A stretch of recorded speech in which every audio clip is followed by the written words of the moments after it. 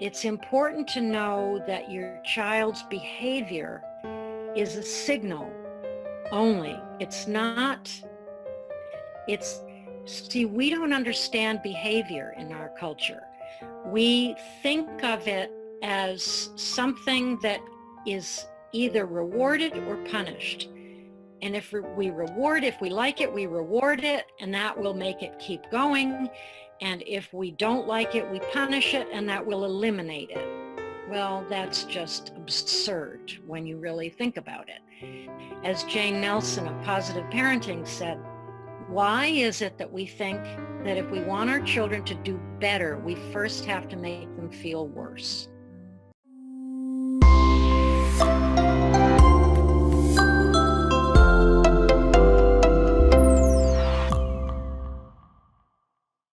Welcome to Empowered Kids TV, where we introduce you to the people and ideas to help you take action to create the family of your dreams. Today's guest is a parenting and child behavior specialist. She has designed and taught parenting workshops and counseled parents for more than 3 decades. Founder of the Parent Guidance Center in Peterborough, now the River Center, she has been dedicated to parent education, support, and community connection. The author of 2 books, When Your Kids Push Your Buttons and Confident Parent, Remarkable Kids, our guest speaks and teaches internationally and has appeared on several television, radio, and podcast programs, including The Today Show and The New York Times. For me, our guest today simply gets it. She understands the frustration of trying to get our kids to listen and to behave.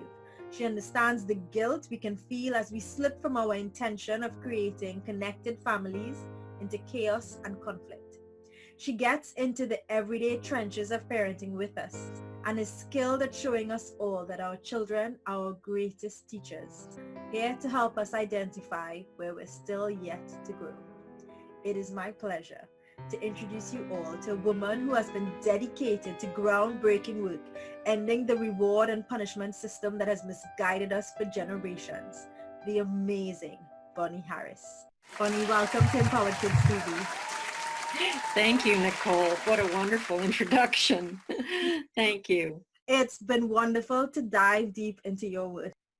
Many times when we get our buttons pushed as parents, a lot of parents will admit that we end up being the type of parent we swore we would never be and saying the types of things that we swore to ourselves we would never say to our kids. So I wanted to start there by asking, what is happening when we get our buttons pushed that prevents us from being calm and in control? Oh boy. If we all could put our finger on that, wouldn't the world be a better place?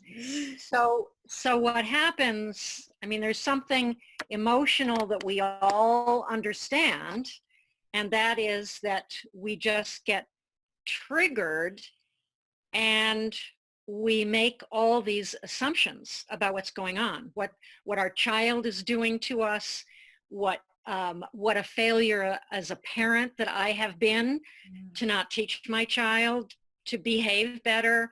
We just get spinning and spiraling in our own heads.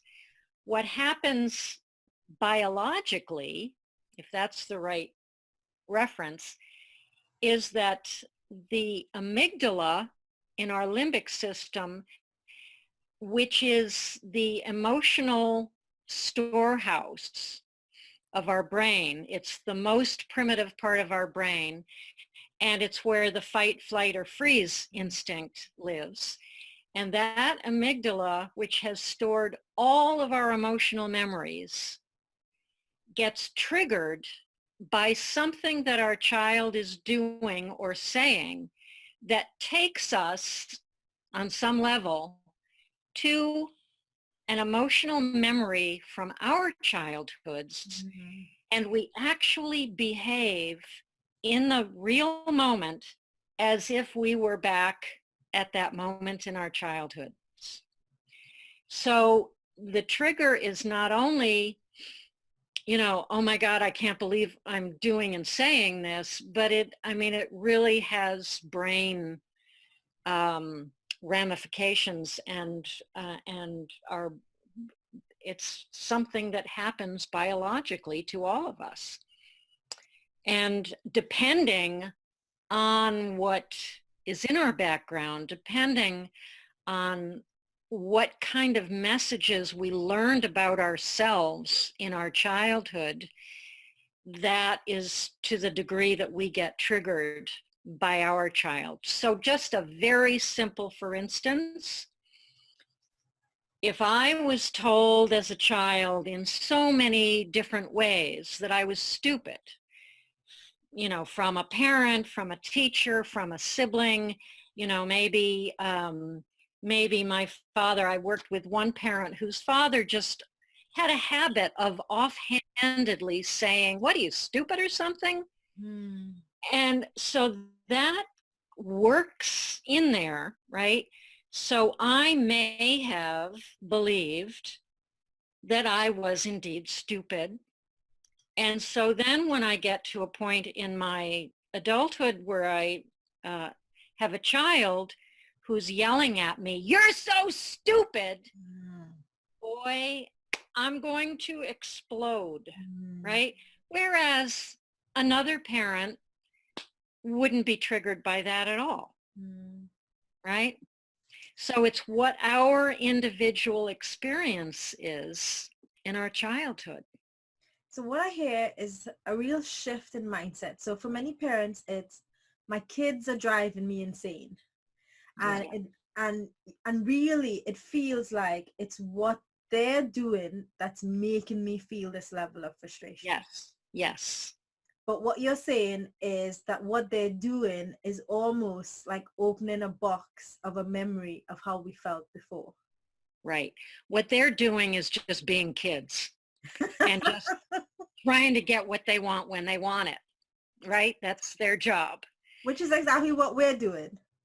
That's exactly right. Yeah. That's exactly right. And so when we think that this is my child making me so angry, my child is, it's because of my child that I have to scream, that I have to yell, that I have to spank, we're completely turned around. Because when I say things like, "Why do I always have to yell 10 times to get you to listen to me?" What I'm saying is you, my child, are responsible for my behavior. Mm.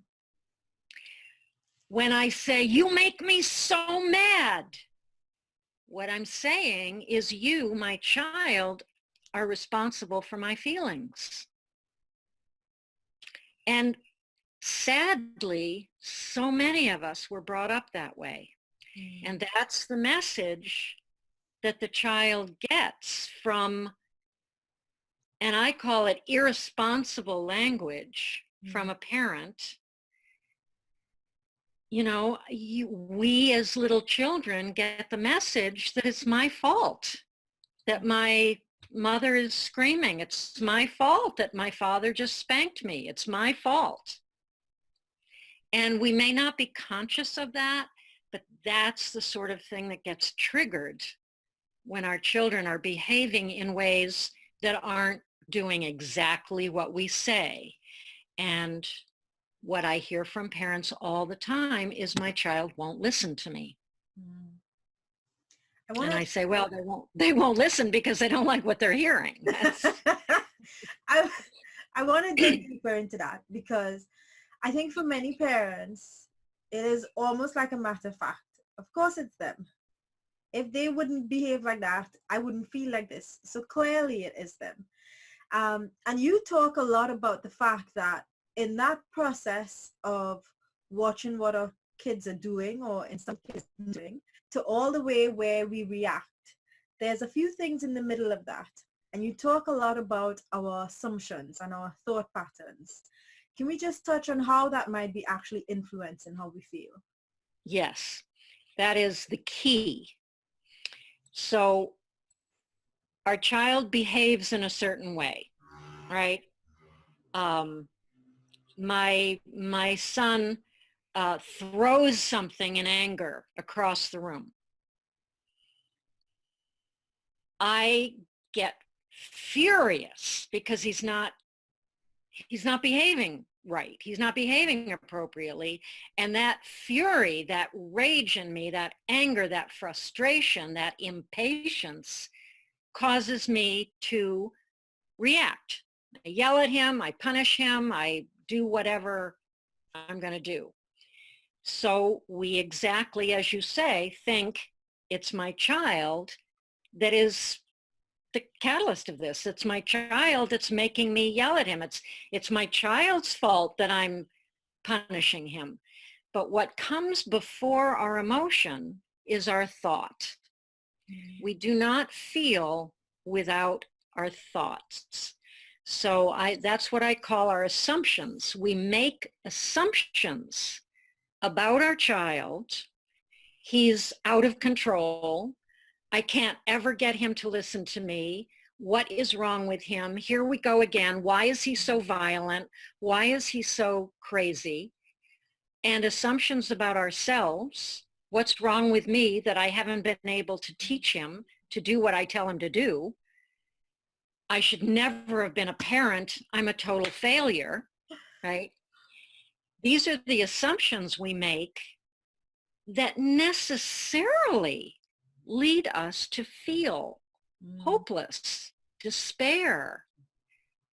Frustration is the least of it. Just enraged, furious, right? So the assumptions are our thoughts, our ideas, our judgments, our criticisms, our fears. And underneath all anger is fear.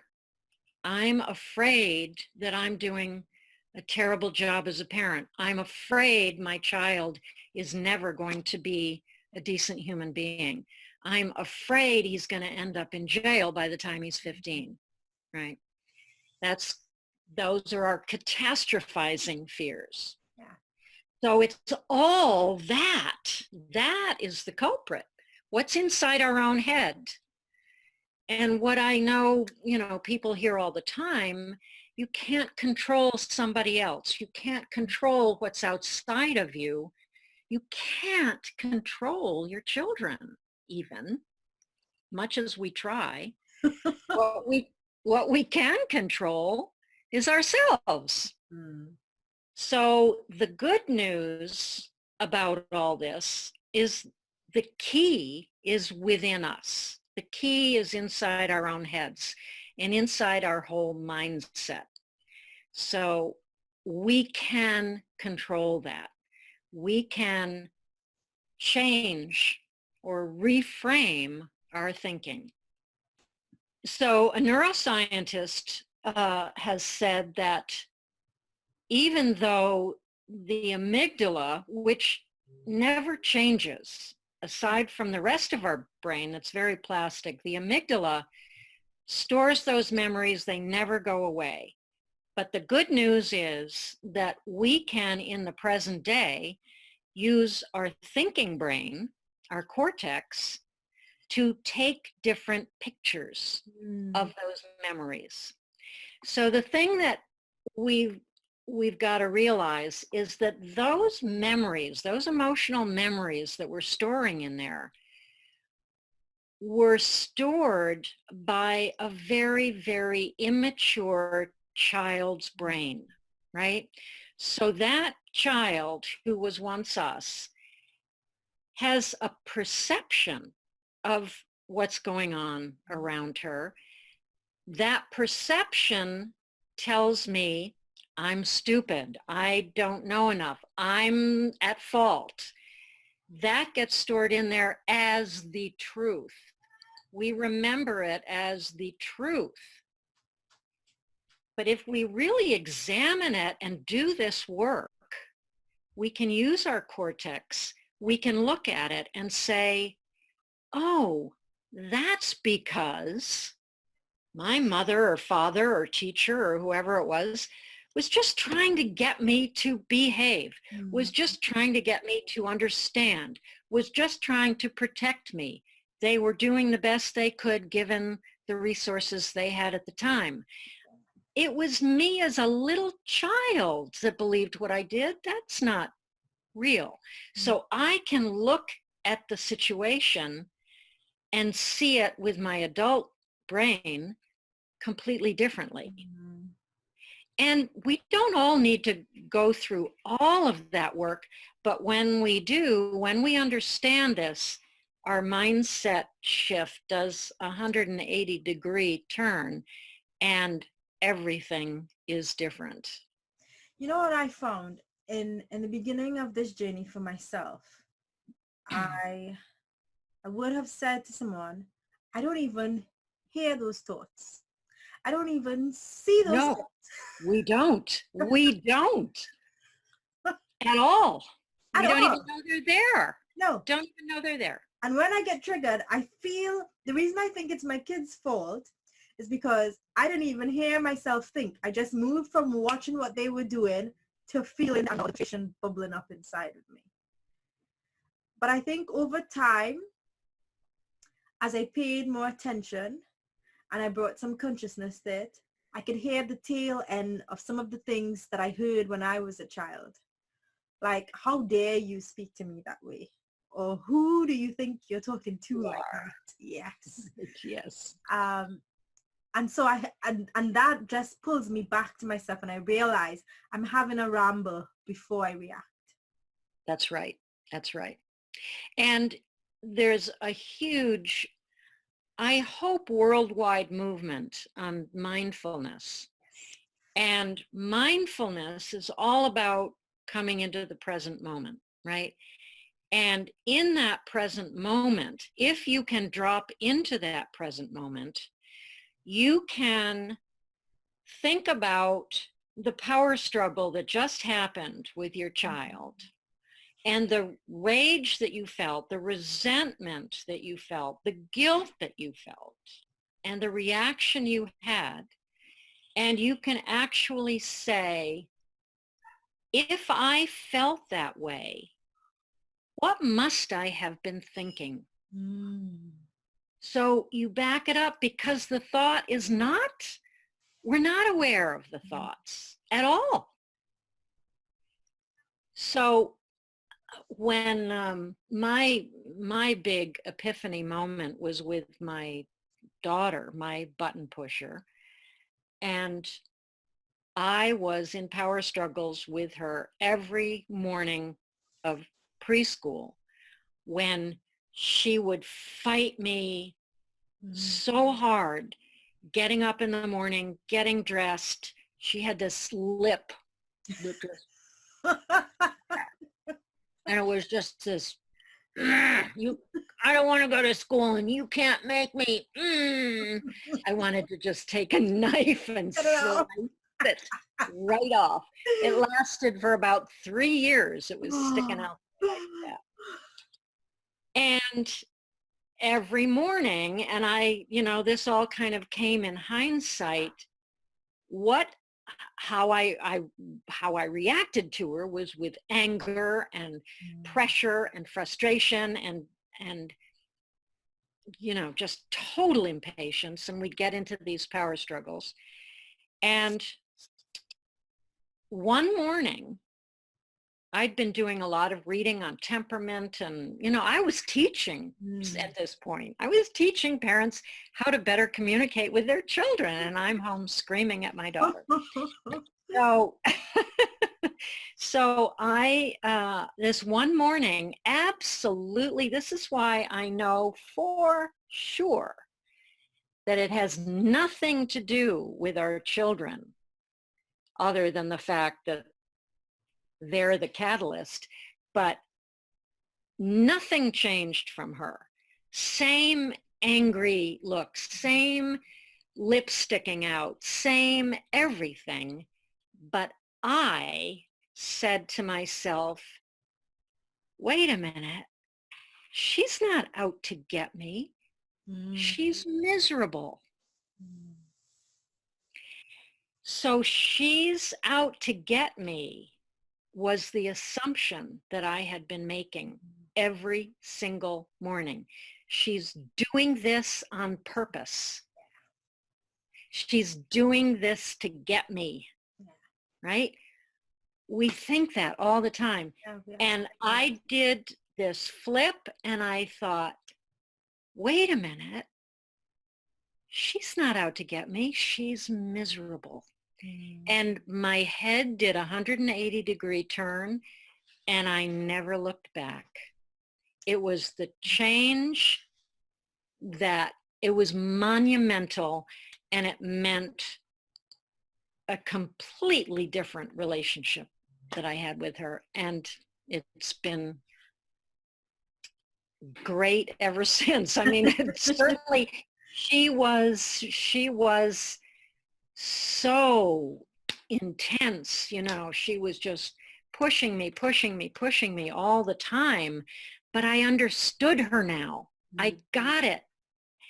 I didn't take it personally anymore. And so I could help her.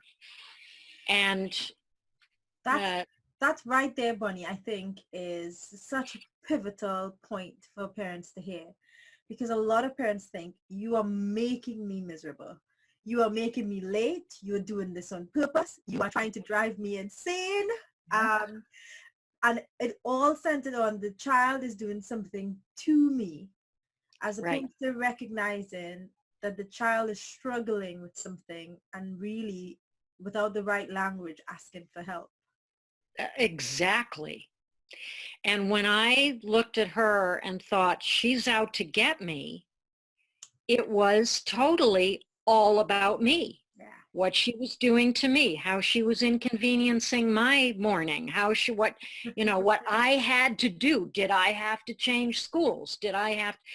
And when I made that flip and I thought, she's miserable, my anger flipped to compassion. And it became about her, how I could help her, what I could do for her. We had the most wonderful few moments after that where I just sat down on the floor. I pulled her onto my lap. I just said, you really don't want to go to school this morning, do you? And she said, no, because she doesn't know what's going on yet. And I said, and you didn't want to get out of your cozy warm bed and your cozy warm pajamas and put on your cold scratchy clothes? And she said, no. And then I said, and you don't want to leave home and have to say goodbye to me. And she melted into my body. She just cried and melted, and it was like the heavens opened up. and it was, it must have felt to her like, this is the first moment you have understood me.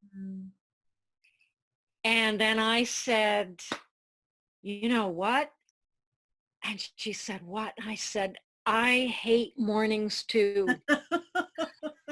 She said, you do? I said, yes, I hate it when that alarm goes off and I have to get out of my cozy warm bed and put my feet on the cold floor. Really? And now we're like blood sisters. Yeah, absolutely. And it just changed everything. That's absolutely beautiful. And I think for me, that's a key point, because it's not just kids, it's all of us. We just want to feel like we've been heard and we've been seen. Yes. And I think our kids rarely get the opportunity to feel that, because we're so caught up in our own agenda. Absolutely. And what our kids should be doing. And they're not meeting up to this standard or expectation. And what's wrong with that? And so we're all focused on doing, instead of just being, right? So earlier on you mentioned that sometimes we can get caught in a cycle of saying, why do I have to yell at you 10 times before you would act? And early in my parenting, I fell into that trap where I would say the same thing, especially around bath time: get in the bath, get in the bath, get in the bath, and then I find myself yelling. And you talk about a concept called parent deafness.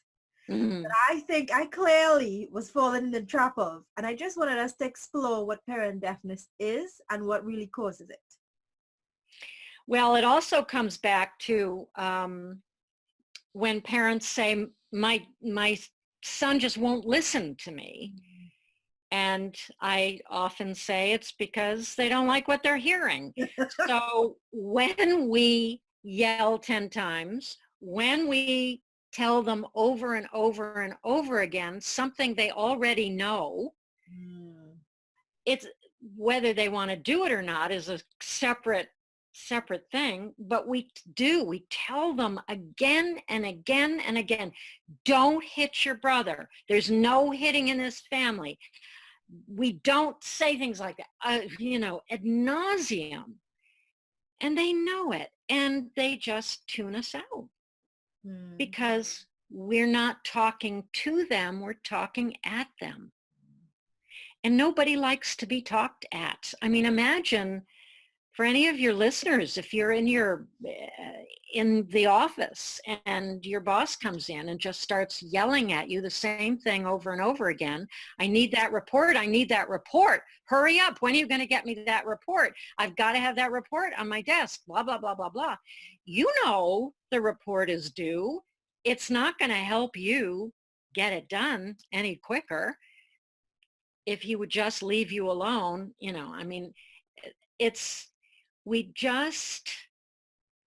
And especially with our children, we don't trust them. We don't trust that they will do the right thing unless we're at them all the time, unless we stay on them.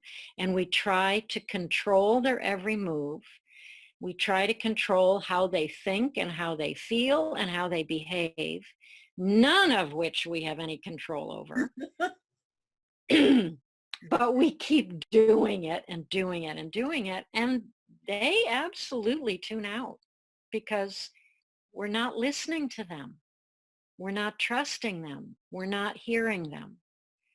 And if you can just drop down into the moment and say, you are not getting to your bath. You just don't want to have a bath tonight, do you? And, or like with Molly, you don't want to go to school today, do you?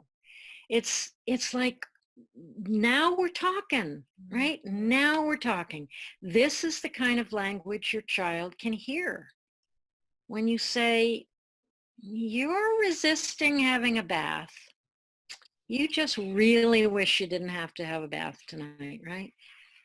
And then you've got something going on. I think you touched on it when you said we don't trust that they will do it.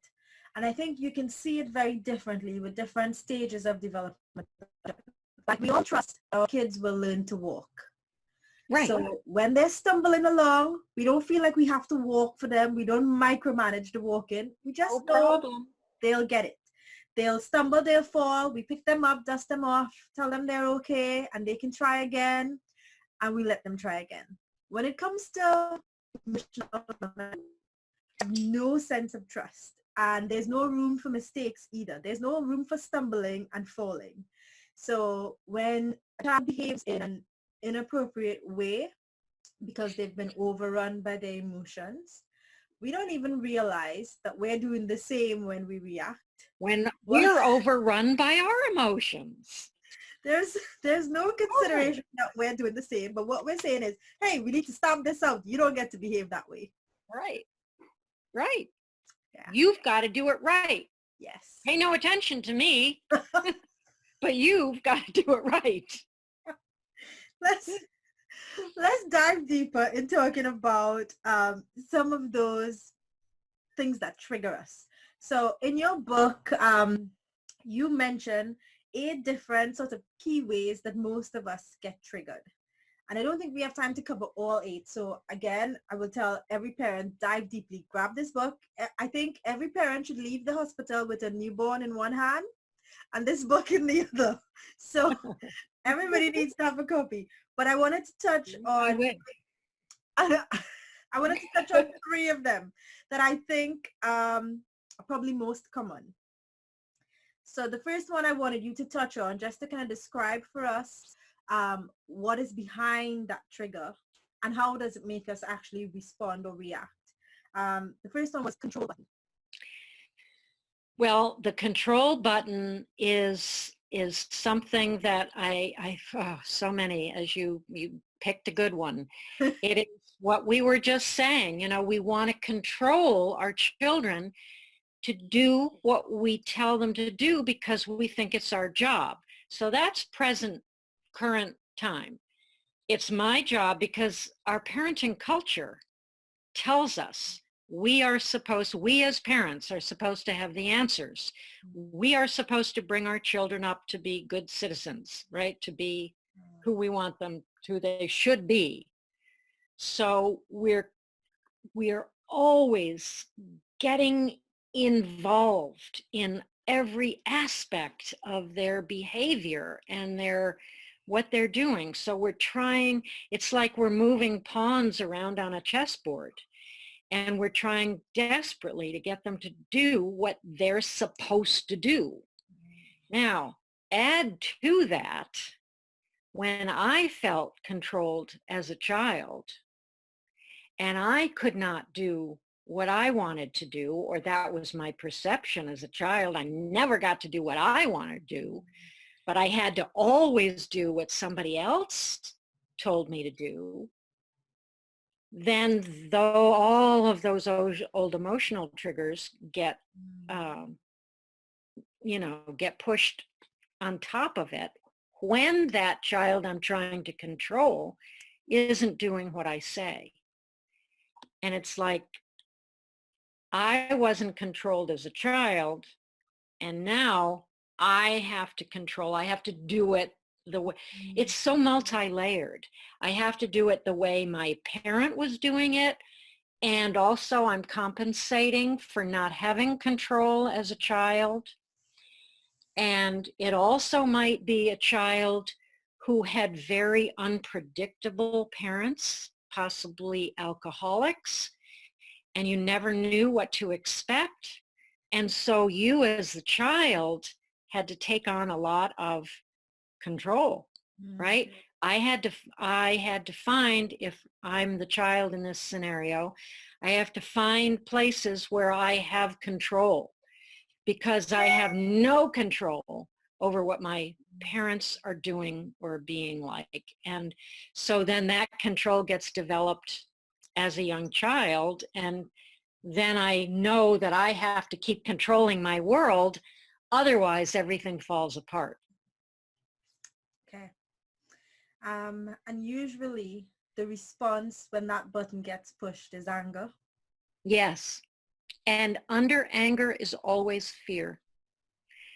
And it's fear that I'm not going to get what I want. Nobody's going to like me or approve of me, or fear that my child is going to turn out to never listen to anybody, to have no control, to be just out of control all the time. Our fears just go crazy.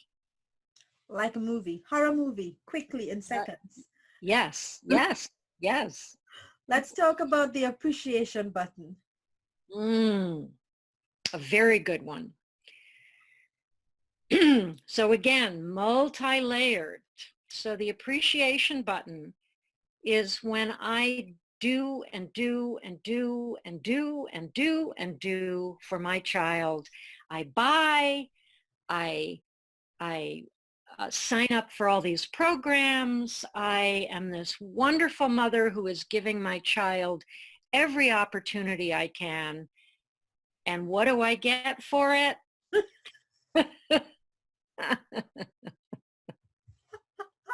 You're stupid. I hate you. I don't have to do what you tell me to do. You're not the boss of me. And so that appreciation button goes off because look at all I am doing for you and you have no gratitude. You have no appreciation.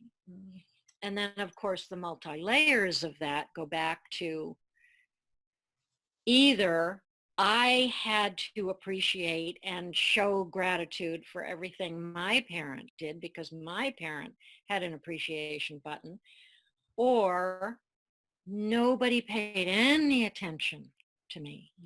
I worked really hard in school. I got good grades, maybe. I was the star athlete. I was the long distance runner. Who knows? I became a doctor or whatever.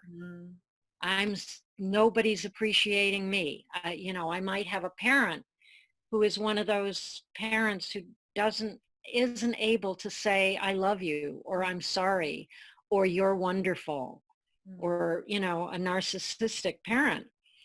And so you learn all of these things about yourself. And then if you're not appreciated as a child, and now here you are as a parent doing all this for your child, and your child isn't appreciating you, it just is all over again. It just gets compounded. And there are two things I want to say about this. One is that when that appreciation button goes off, it means we don't really understand child development.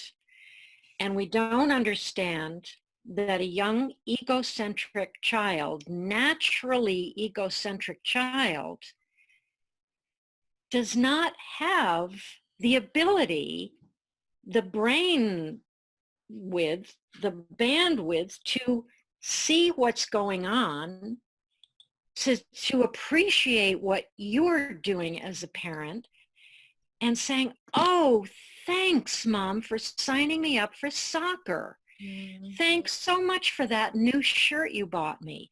Little children don't have that ability to get out of themselves like that. They take us for granted, and in a very good way, they take us for granted. If they can take us for granted, it's a really lucky thing for that child. Because like, for instance, that control button adult, if you're in a home where there is alcoholism, where there is mental illness, where there is something very serious going on, then you can't take your parents for granted. You don't know what's going to come. You don't know when they're going to yell at you. You don't know when you're going to be given something. You don't know what's going on. So when children can take their parents for granted, it's really quite a wonderful thing. So that's one thing. I know a lot of moms are not going to say, I feel that's a wonderful thing. Right, I know. So the other thing that must go along with that is taking care of yourself as a parent. Because so many of us expect that our children are going to feed us what we need. So many of us have this wonderful idyllic picture of our children, and we have those moments where they throw their arms around us and say, you're the best mommy in the whole world. I love you. I love you. I love you. And the next minute, they're screaming at us and saying, you're stupid. You don't know what you're talking about.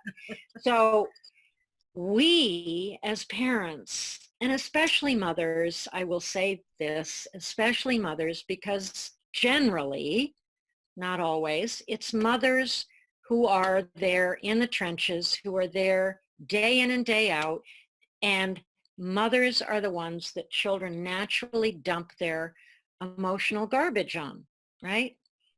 So we must take care of ourselves. We have to make sure our cup is filled up, if not every day, at least every week.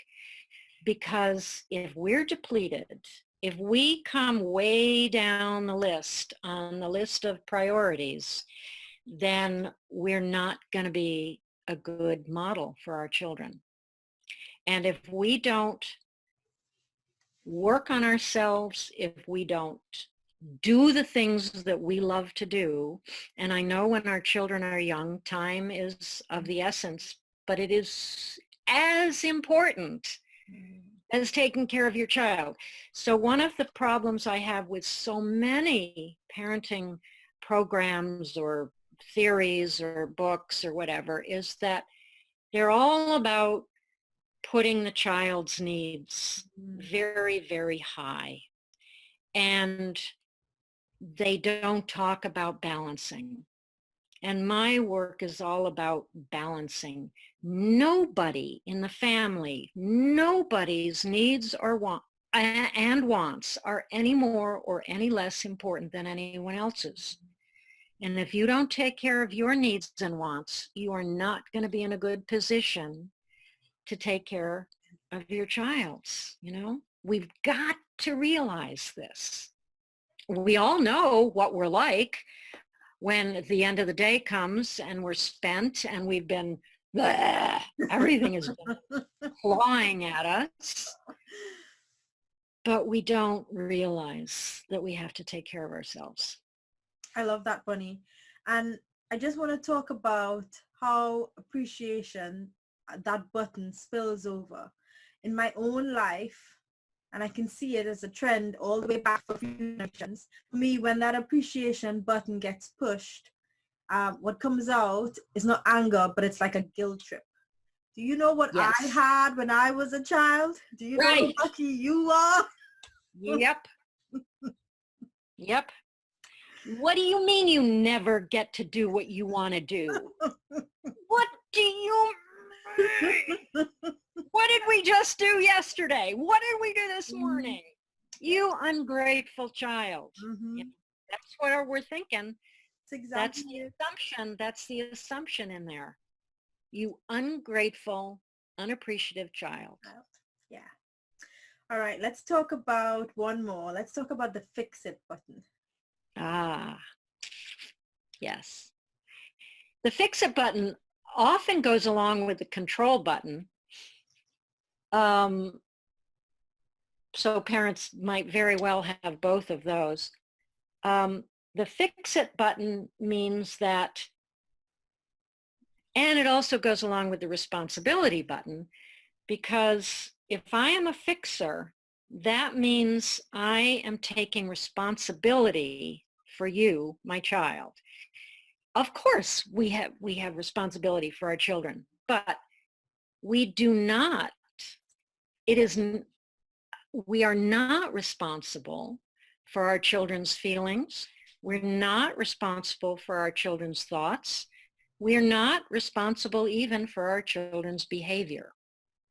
We are, however, 100% responsible for every word that comes out of our mouth and every behavior we do. And it's the interaction with what I, as a parent, am putting out that my child responds to. So the fix it button means that if my child is having a lot of meltdowns, that if my child is really upset about this or that if my child is getting teased at school, bullied at school, if my child is doing poorly on homework or a test, if my child, anything is going on with my child, then I'm going to get in there and I'm going to fix it. And I don't know if everybody in your listening audience knows about the college scandal that we went through this past spring, right?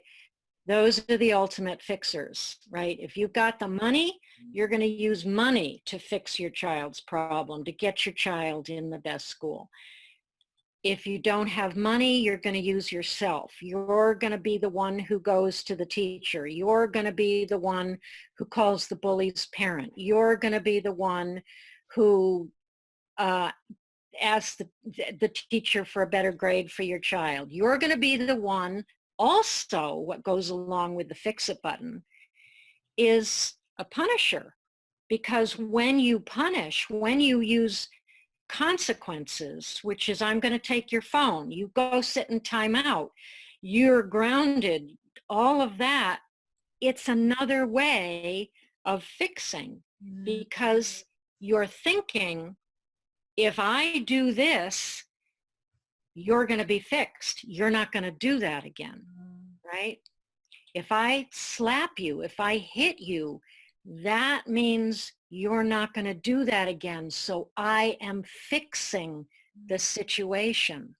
So it's not only doing what we think of as these wonderful things for our children, but the problem with all this fixing is, again, lack of trust.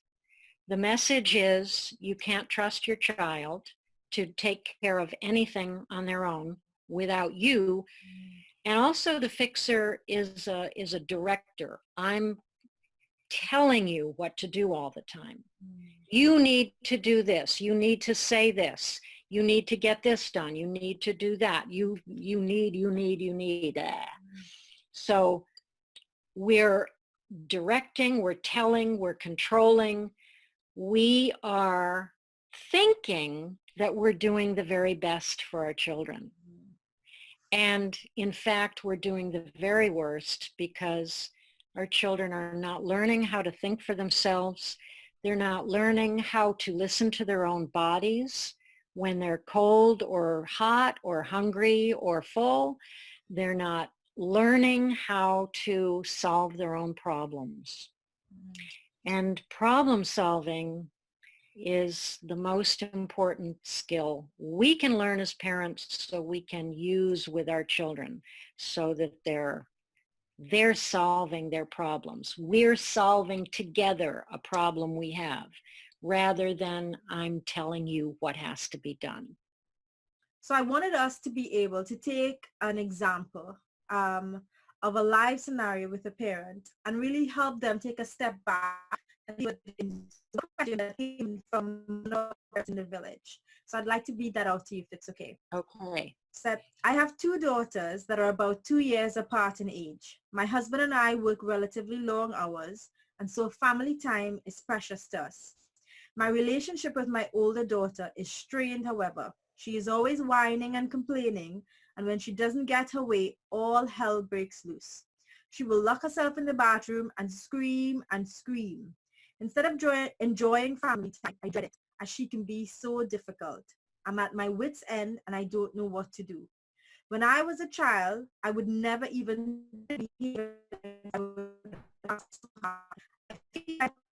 has allowed her to think she can get away with behaving like a little brat. I don't know where to start. There's the assumption. What was the last thing? I don't know where to start to fix this. Yeah. Oh my goodness, we need another 2 hours here. First of all, I don't know how old this child is. That would help. But the fact that she's thinking that her daughter thinks she can get away with behaving like a little brat, look at there, right? That's it. That's the key right there. She's a brat. She's thinks she can get away with behaving like that. She is, this mother has the fears, the judgments, the criticism, all of that, the catastrophizing, everything is all wrapped up into that. Now, I absolutely want to say that we all do this. It's not the poor parents. It's not the bad parents who do this. We all have the best intentions for our kids.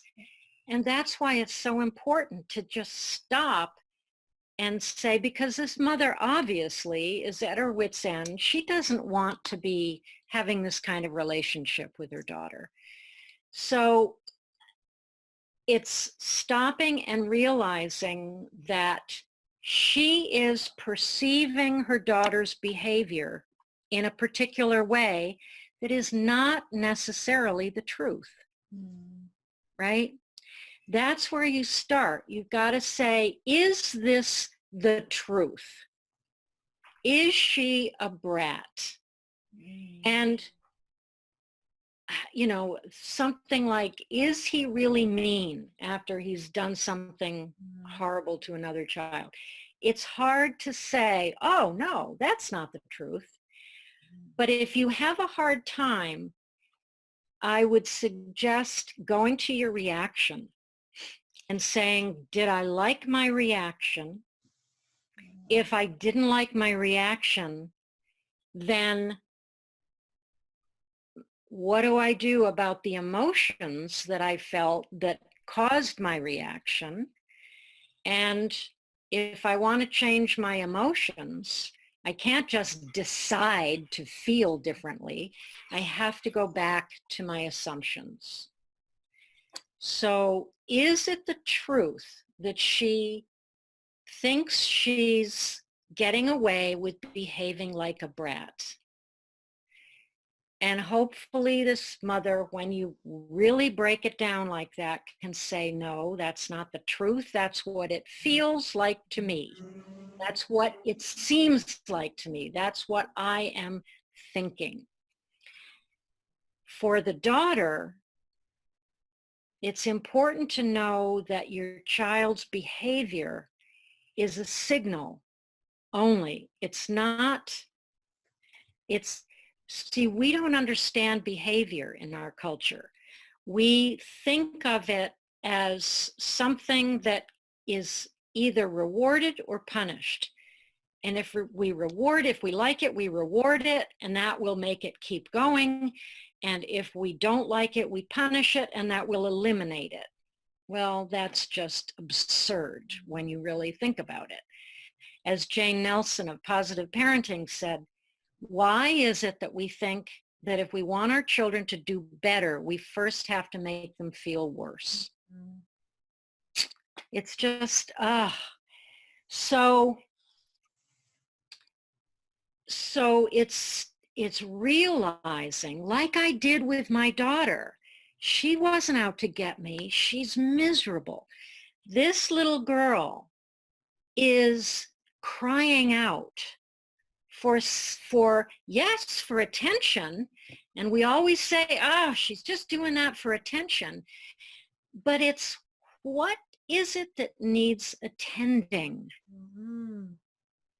And it's our job as parents. Our children don't know. And how often do we say, what's the matter?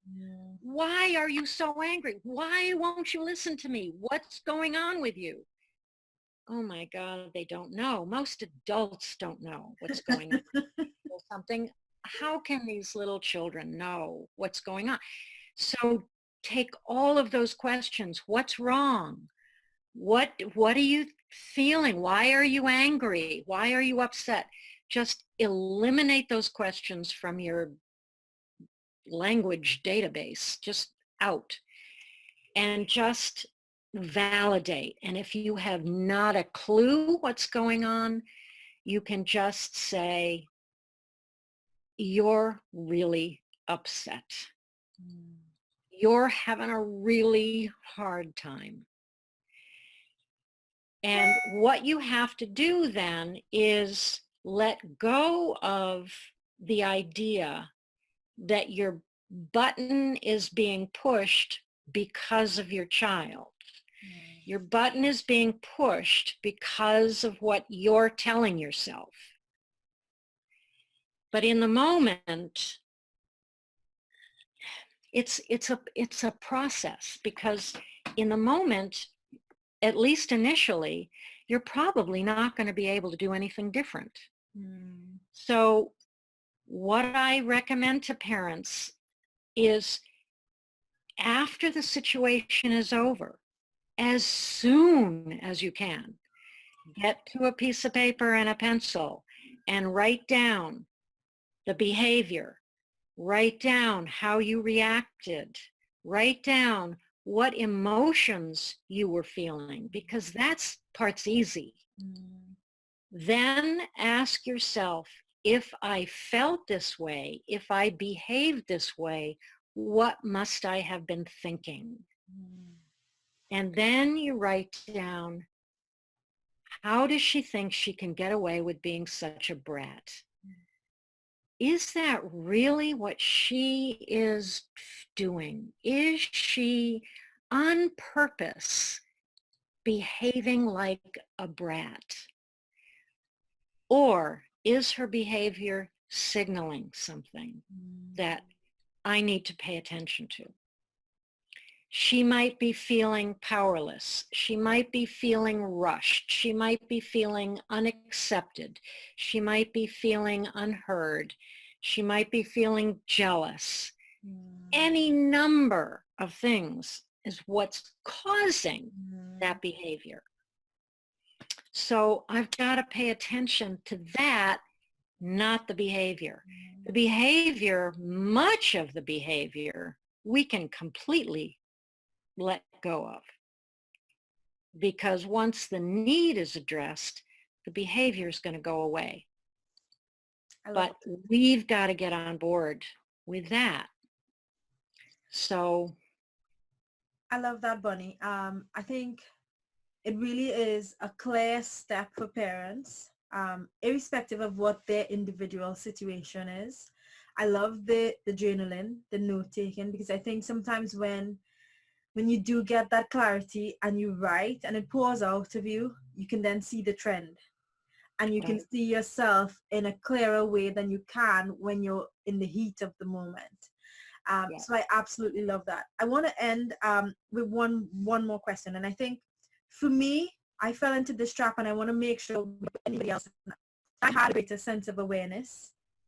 I felt like now I know better, I should instantly do better.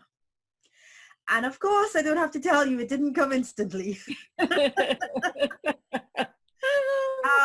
And when it didn't come instantly, it was replaced, that gaping hole was filled with guilt.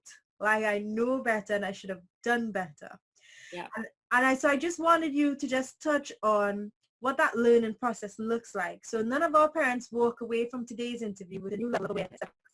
Right, thinking they're going to be able to just turn this around, right? Well, just remember, I had a master's degree in early childhood development. I was teaching parents communication skills, and I was screaming at my daughter. So believe me, I know. So the thing is, your awareness raising is right now. You've just raised your awareness, right? How many years of experience has gone into teaching you what you believe about yourself, and those beliefs driving the choices you make, right? So just because you have an aha moment does not mean you're going to suddenly be perfect and that there's something direly wrong with you if you're not.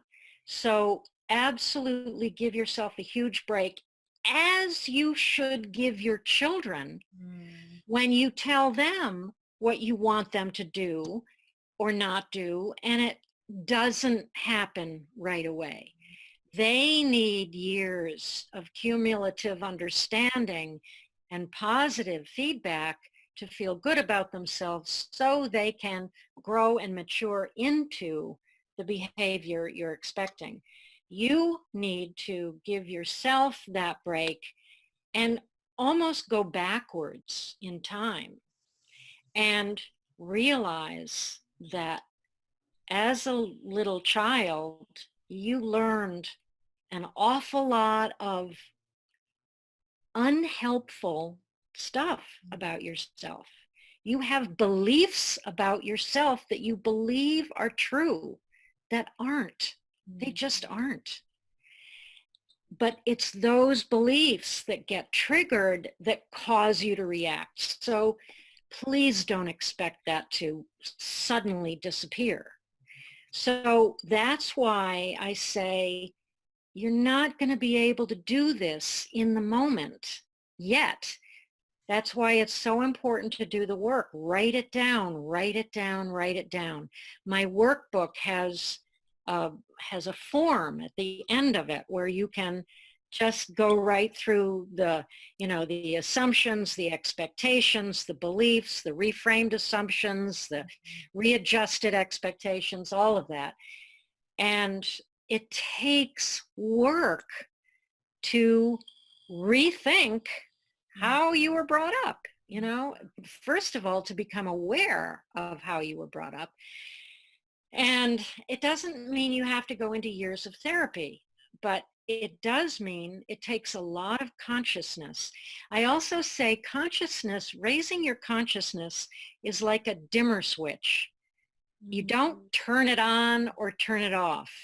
You're moving it up that just little bit by little bit by little bit. Think baby steps, because when we think, oh my God, I've got to completely change the way I'm parenting, everything's got to be different, nobody's going to do that. Yeah. But first of all, you're not going to the opposite end of the pendulum. You're aiming for the middle where there's balance. And then it's little tiny baby steps to that. But eventually, when you start becoming a little more aware, then when you're in the moment, the most important thing to do is stop yourself from reacting. So at least you know what you're tempted to do and say, just stop. Just stop and breathe. Really just, if you can do inhale and exhale at least 3 times. If you can do it more, if you can give yourself time, nothing good is accomplished when you and your child are emotionally flooded. Nothing. At the very best, you are completely ineffective.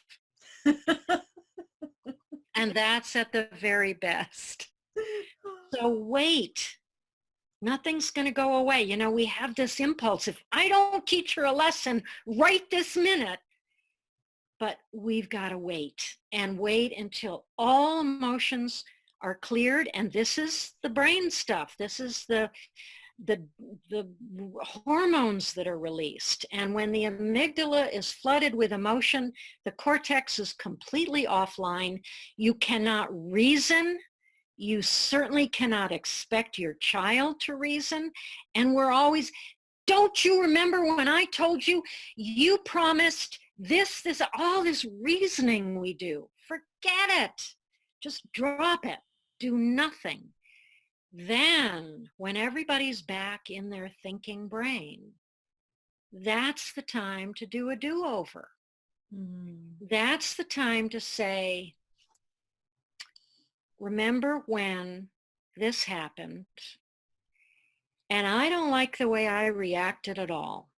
I reacted out of anger and fear, and I said things that I didn't mean, and I just don't like how I did that. And here's what I wish I had said. Beautiful. What a repair that is. And then if your child has been at you, I've had parents say this to their child, and almost always they say, my child just threw his arms around me and said, I love you, Mommy. And then you can say, is there anything you wish you had said or done differently? This is the moment when everybody wants to make amends. Your child doesn't want to behave badly. Your child doesn't want to scream and yell at you. That's exactly the same kind of reaction we have when we're triggered, when we feel hurt. It's an animal instinct. We get attacked we retaliate. That's what animals do, right? We are all animals. But the difference between human beings is that we have self-consciousness, we have self-awareness, and we can change that. So just stop and wait and let it all die down. And then, you know, you can say that, I wish I had behaved differently. You can say, remember when you were so upset because I wouldn't do such and such? I wonder what was going on, and I wonder if we can figure it out now. You know, it's just, then you go into problem solving. That's beautiful, Bonnie. Before we wrap up, I wanted you to tell everyone where they can find out more about your work.